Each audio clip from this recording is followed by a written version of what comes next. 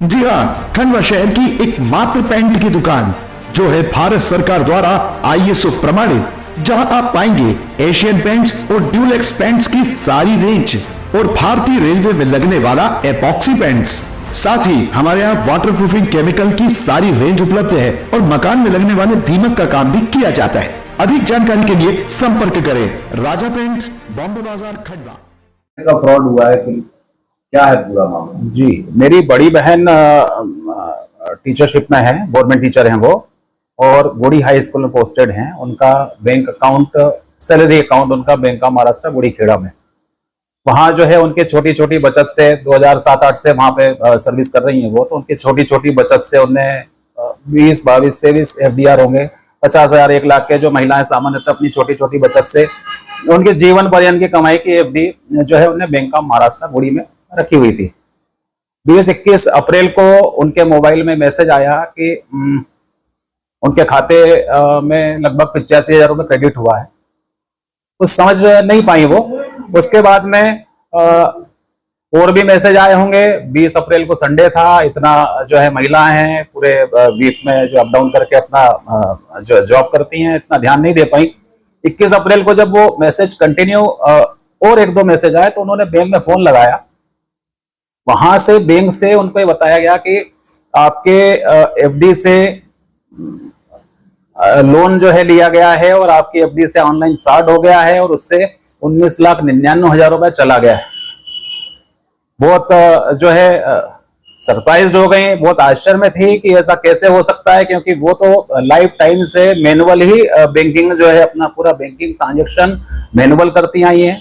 कभी उन्होंने net banking के लिए अप्लाई नहीं किया और ना नेट बैंकिंग से उनका कोई लेना देना था, और ना ये सब सारे विषय जो है उनके बहुत ज्यादा जो है कोई आवश्यकता के थे। बड़े आश्चर्यजनक रूप से उनके FD से किसी जो है ऑनलाइन हैकर ने, बहुत ज्यादा इसमें संभावना है कि बैंक ऑफ महाराष्ट्र गुड़ी खेड़ा का स्टाफ भी उनमें इन्वॉल्व रहा, क्योंकि मेरी सिस्टर का ATM भी जनवरी 24 से एक्सपायर हो गया था। नेट बैंकिंग की इनको कोई आवश्यकता नहीं थी और 18 अप्रैल को ही उन्होंने वहां पर 2.5 लाख की FD कराई थी।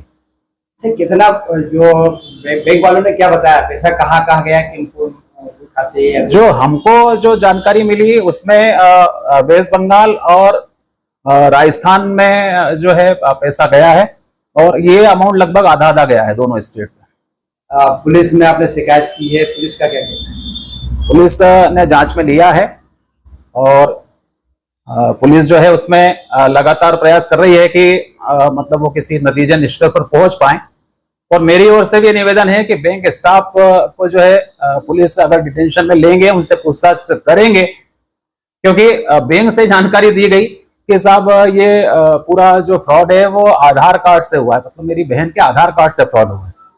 तो आधार कार्ड या KYC डॉक्यूमेंट की जानकारी सर्वोत्तम जानकारी बैंकर को ही होती है, और चूंकि वो मैनुअल ही बैंकिंग करती आई है, उन्होंने ऑनलाइन बैंकिंग का कभी अपने जीवन में इस्तेमाल ही नहीं किया। तो ये अपने आप में बड़ा एक आश्चर्य है कि मैनुअल बैंकिंग करने वाले एक जो सामान्य बैंकिंग की प्रक्रिया में जो ग्राहक बैंक से लेन देन करते हैं, उनका तो पूरे इससे उनका विधिक हित और उनके जीवन पर्यंत की जो है राशि ही खतरे में। पूरा मामला होने के बाद बैंकों का कॉपरेशन कैसा रहा? बैंक ऑफ महाराष्ट्र से तो हमको कोई विशेष कॉपरेशन मिला नहीं, बल्कि उल्टे जो है वो कहीं ना कहीं अपने आप को ही जस्टिफाई करने का प्रयास करते रहे, और ये भी मानते हैं, जो उन्होंने लिखित में स्वीकार किया है कि ऑनलाइन फ्रॉड हुआ है। और विशेष रूप से बताना चाहूंगा कि वो सारे FDR मैनुअली हमारे पास आज भी मौजूद हैं, और मेरी सिस्टर के खाते से करीब 20 लाख रुपए जा चुका है। कोई क्वेश्चन भी है किसी को? प्रदेश वाजपेयी हूँ और मेरी मैं बड़ी बहन है।